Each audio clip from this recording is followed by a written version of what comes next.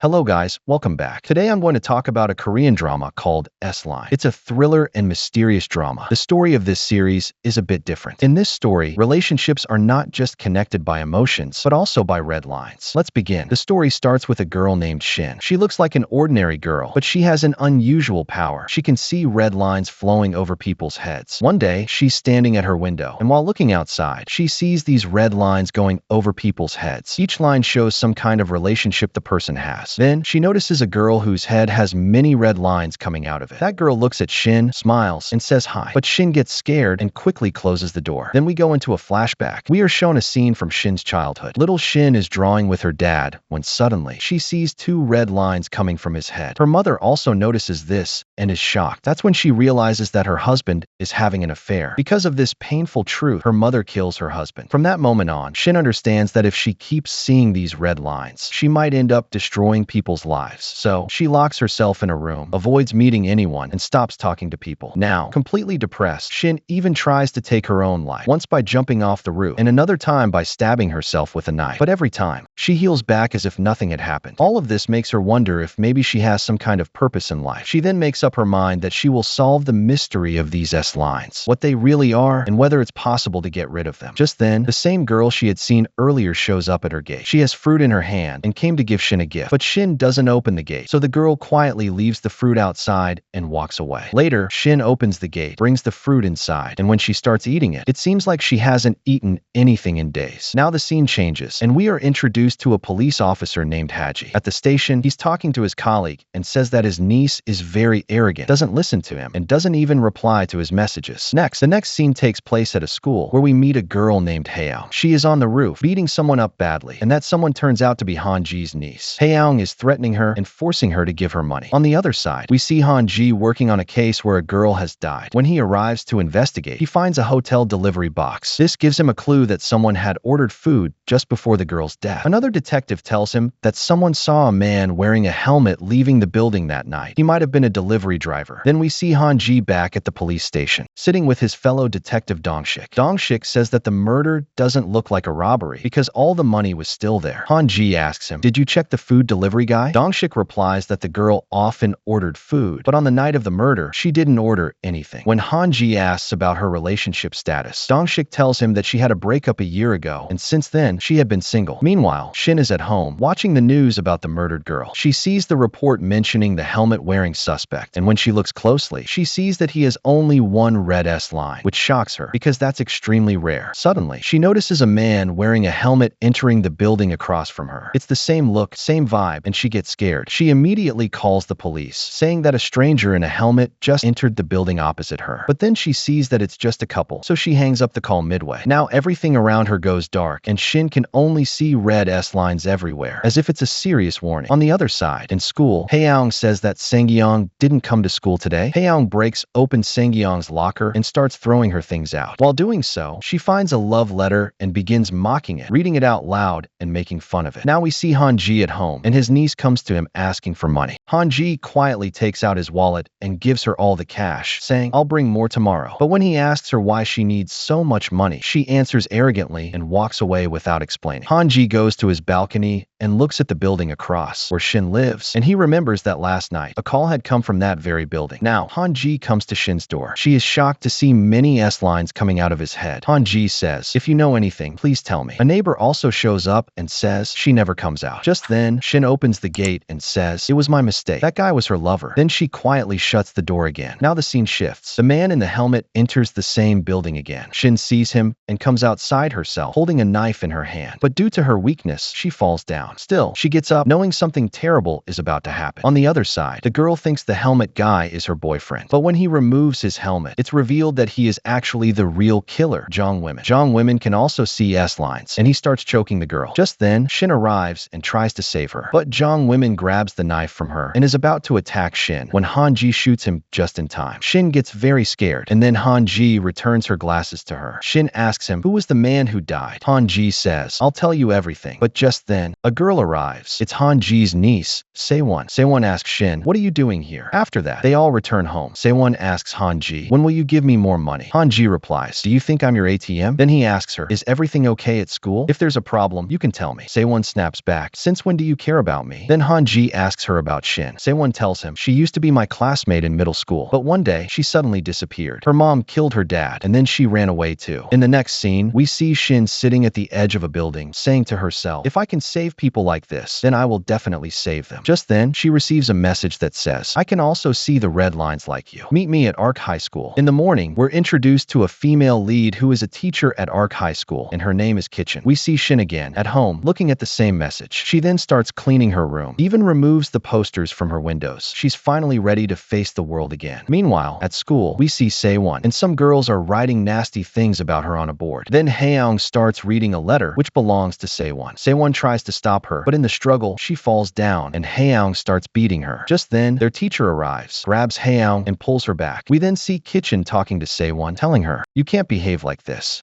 She tries to calm her down and tells her not to get into fights. But Sewon shouts, I'll kill her, and then says, can I go home now? As she's leaving, she looks inside her locker and finds a pair of glasses. She picks up the glasses from the locker. Then we see Han Ji talking to Dong-shik, saying, I survived multiple times because of you. Otherwise, he would have killed me completely. Now Han Ji is seen entering the killer's house, where there are red S lines all over the place, as if the whole house is filled with connections and secrets. At home, we see Sewon, now wearing the glasses, and through them, she can see the red lines. Han Ji shows up there too. As soon as Sewon sees him, she notices many S lines coming out of his head, which scares her, and she quickly leaves the house. Shin sees Sewon walking away and senses something strange about her behavior.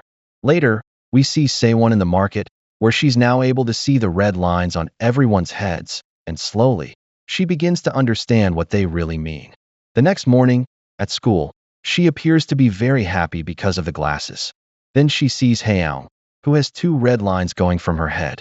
One of the lines goes towards someone nearby, and Sewon starts following that line. She soon finds out that Haeyoung is in a secret relationship with one of their teachers.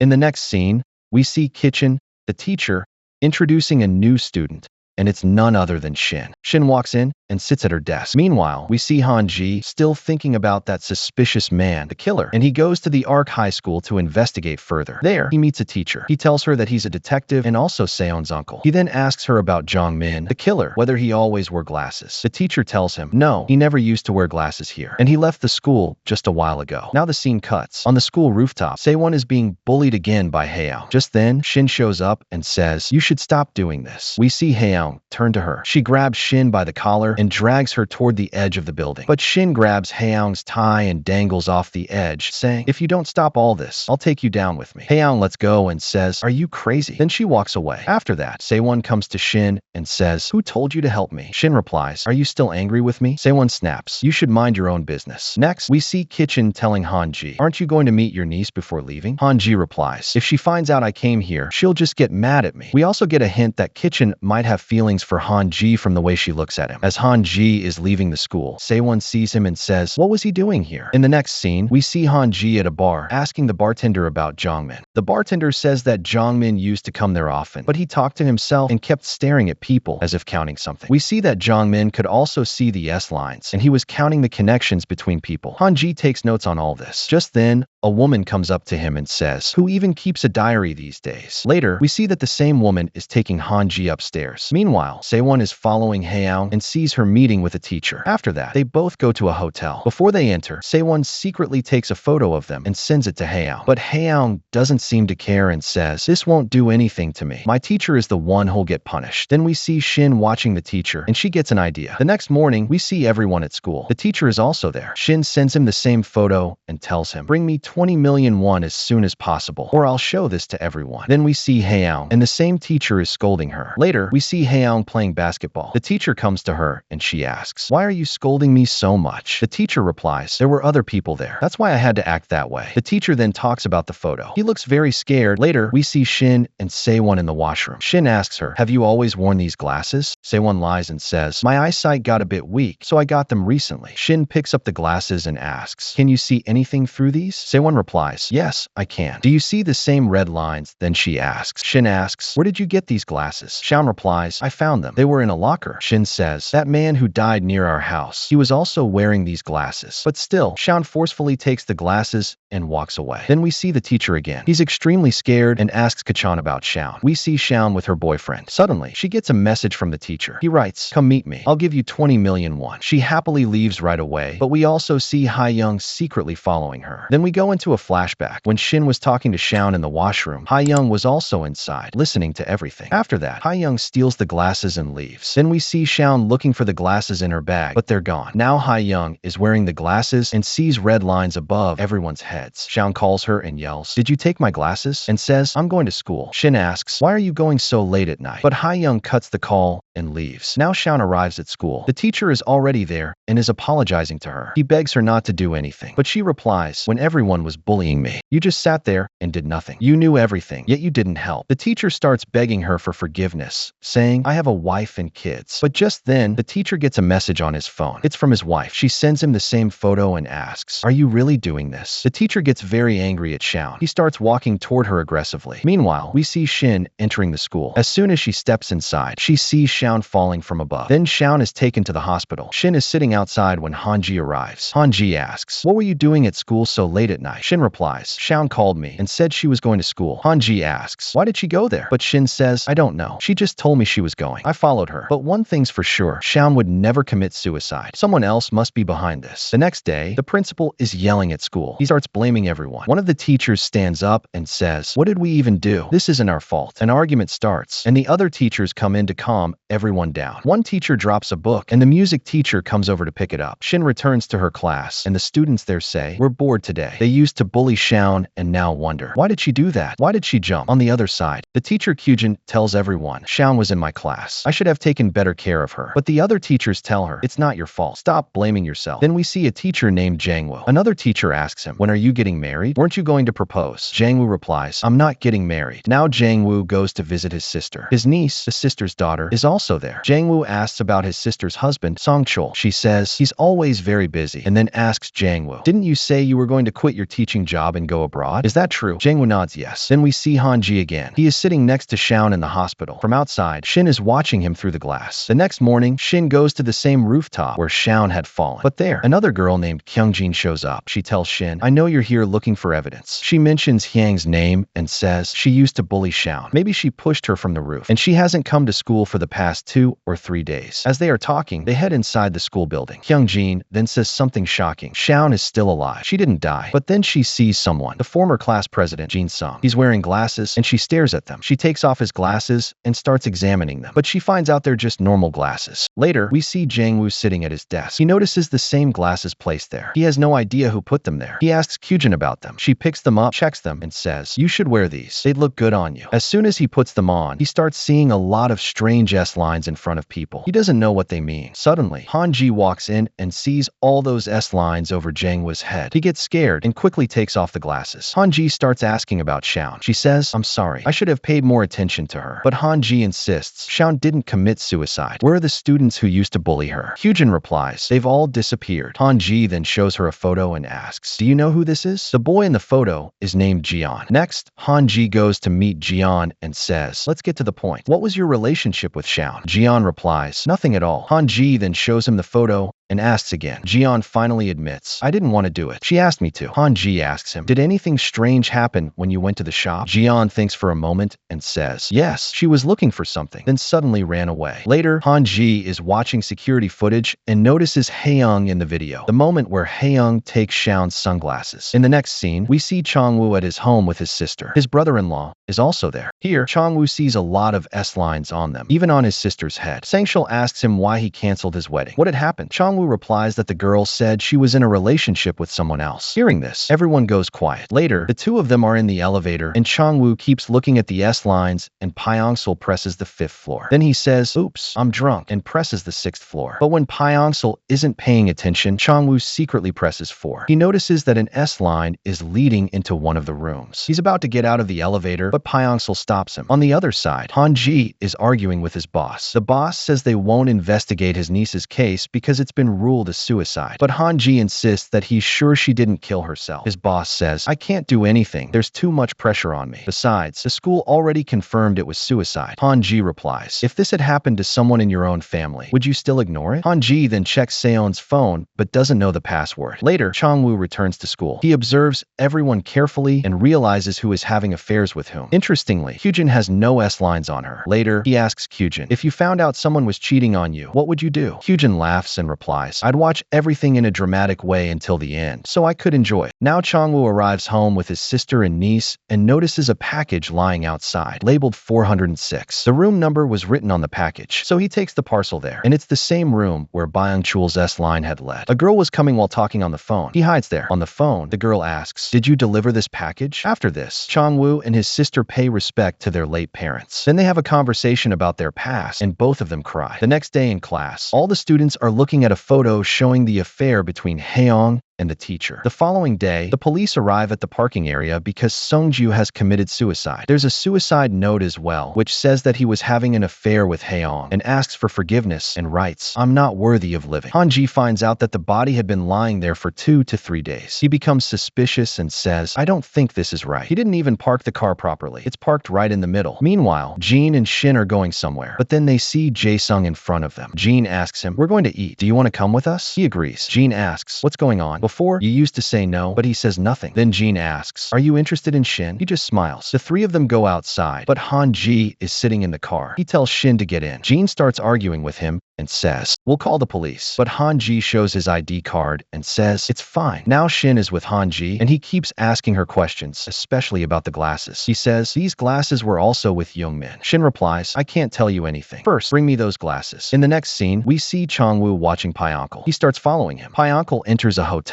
There, Pyeonkel is with a girl and puts a necklace on her. Chang-woo watches everything, then calls Pyeonkel and asks, where are you? Pyeonkel replies, I'm in a meeting. Chang-woo says, my sister isn't answering my calls. Can you check on her? Pyeonkel replies, I'll look into it. Don't worry. Later at night, when Pyeonkel is in the hotel room with the girl, someone rings the bell. It's Chang-woo. He attacks Pyeonkel. Pyeonkel pleads, don't tell your sister anything. I'll handle everything myself. Chang-woo says, whatever you need to do it quickly. Otherwise, I don't know what I might do to you. The next morning, Chang-woo is about to go abroad. He talks to his sister and asks about Pyeonkel. She says, he'll be here in 2 to 3 days. While Chang-woo is looking at a girl's profile, he notices a necklace, the same one Bong-chul had given her. Suddenly, the girl posts a photo showing she is pregnant. Shocked, Chang-woo runs away and goes to a place where someone is ramming a car. There, he sees that it's his sister ramming the car, and the car belongs to the same girl who is pregnant. Just then, Bong-chul arrives, but instead of going to Chang-woo's sister, he runs to the pregnant girl. That girl says, I don't know who this crazy person is. Chang-woo becomes furious and punches Bong-chul, but his sister shouts at him to stop and explains, his name is Tae-sik. He is the husband of that pregnant woman. I'm just his mistress. He thought I would harm his pregnant wife, so he's been staying with me. Then she recalls a memory. Bong-chul had called her and said, now that Young knows about me and Chairi, let's see what you'll do. At night, we see Haji at the hospital. He's looking at Sung-chun's suicide letter. Then he goes to Seon's room at home and starts searching for something. Meanwhile, we see Shin walking back to her house. But then she notices Haji and he says, what is all this? Shin explains to Haji that this is the S-line. It appears on people and reveals with whom they've had physical relationships. Whoever wears these special glasses can see it. She suspects Seon must have shot someone, and that person then pushed Seon. Then we see a scene where Shin sees Seon. In that moment, Seon's S-line disappears, meaning he has died. Shin screams, but then it's revealed she was in class and it was all a dream. On the other hand, we see Ms. Mission, the teacher, who is being scolded by another teacher for not finishing her work. We find out that Ms. Mission also has the glasses and can see the S-lines too. Later, everyone is eating in the cafeteria. Everyone watches the handsome music teacher and wonders if he has a girlfriend. Mission keeps staring at the music teacher. That night, Mission arrives at the hotel where Shin works. Haji and Dong-sik have made a chart trying to figure out what happened. Haji says it's all connected to the glasses. Whoever wears them can see people's relationship history. Back at the hotel, Shin is working, but someone checks in and she sees that it's her old friends. She asks, what are you guys doing here? They sit down with her. Then someone else comes to check in. When Shin sees this person entering, she says, I've seen her somewhere before. It turns out to be Mission, who enters her room and starts talking to herself. Meanwhile, Shin and her friends are on the rooftop. They see Mission there. Shin says, I know her. She works at our school. Mission returns to her room and looks outside into the world. At night, Haji is looking into the case of Shin's parents. A little girl had drawn a picture, and her mother figured out that her husband was cheating on her. Later, the mother killed her husband. After that, when the man is at the hospital with Shin at night, he talks about Shin. He says, I want to know how many S-lines she has. But Shin replies, I can't tell you. That's her private matter. I don't even know who she really is. But I'm sure she's not from our school. He then asks, do you think there should be more of these glasses? But she replies, I don't know. However, when she watches the news that night, which talks about something similar, she starts wondering herself if there really should be more glasses like that. Meanwhile, we see Ms. Hang listening to music and entering the room where the music teacher is. They both talk there. She asks him, can you tell me something about myself? The music teacher replies, I think you don't want to stay here for long. You want to become an actor. Ms. Hang says, you're right. How did you know? We see that their S-lines, which were previously going in different directions, now merge into one. Later, when Shin is about to leave, Chung-sang stops her and asks, are you going home? She asks, where is Jean? Chung-sang replies, he said he had something to do. Then he brings Shin to the swimming pool and tells her, I used to swim here before. Shin suddenly jumps into the pool. Chung-sang thinks she is drowning and jumps in too. But then Shin comes back to the surface, and they both laugh when they see each other. Shin tells him, I'm really weird. I can see lines on people. Chung-sang jokingly gestures and asks, like this. He then asks, how many lines do I have? Shin replies, none. You don't have any, and neither does Jean. He nods and says, so we're not liars. He adds, if you're weird, then I'm normal. I disappear too. Nobody knows about me. That night, when Shin is lying down, she remembers the scene with Chung-sang. Suddenly, an S-line appears on him in her mind. At the police station, the cousin comes in and greets Haji when she sees him. Dong-seong asks Haji, did you date her? But Haji denies it. Dong-seong says, we're so busy. How can we even date someone? Later, Haji says, there's someone I'm really curious about. Then we see Ms. Hang checking something and entering a room. She starts talking again and says, this is the only room where I feel free. That's because there's a hole in the wall of that room, and through it, she can see who is in the other room. This time, someone enters that room. It's the music teacher. There's also a girl with him. Ms. Hang sees all this and is shocked. The next day, Ms. Hang had already made all the preparations. She mixes something in the water. When the girl is about to enter the room, Ms. Hang attacks her from behind. Then she go to the music teacher pretending to be her. But as soon as she enters the room, the music teacher recognizes her and asks, what are you doing here? The teacher tries to leave, but Ms. Hang hits him with a stapler. The music teacher is also drugged because he drank the water. The teacher starts bleeding. After that, she goes to the bathroom and hurts herself intentionally. When the cleaning lady arrives, she sees the tied-up girl who was crying for help. That girl tells her, she did this to me. When Shin enters the room, she sees the music teacher who has died. In the next scene, the police arrive and inspect the body. But Ms. Hang doesn't have the glasses anymore. Outside, Haji comes to Shin and asks her, what happened here? She tells him who she is and how she used to come here every day. Haji asks her, is this related to the glasses? She nods. That night, Haji goes to look for the glasses. He returns to the same hotel and finds them. He takes it outside, and when he sees the glasses, he wears them, and the episode ends here. In the next episode, Haji is shocked to see many S-lines coming out of his own head. At school, he meets Sin, who recognizes the glasses, and before she can speak, Haji tells her she was right. He saw the S-lines and was scared at first, but then understood. Sin tells him to throw the glasses away, but he refuses. Later, at the police station, he watches CCTV footage of a young girl talking to an investigator. He and Dong-sik go back to the school to investigate, where they meet a teacher who strangely has no S-lines. Haji wonders if she's been single since birth and casually asks her to dinner, but she rushes off when the bell rings. Later, he checks an old hospital photo of Sion and sees an S-line above her head, so he rushes to the hospital, only to find the line connects to her boyfriend, who is sitting beside her. So guys, how did you like this drama? Please let us know in the comments. Don't forget to like the video and subscribe to the channel. See you in the next video. Till then, take care, bye-bye.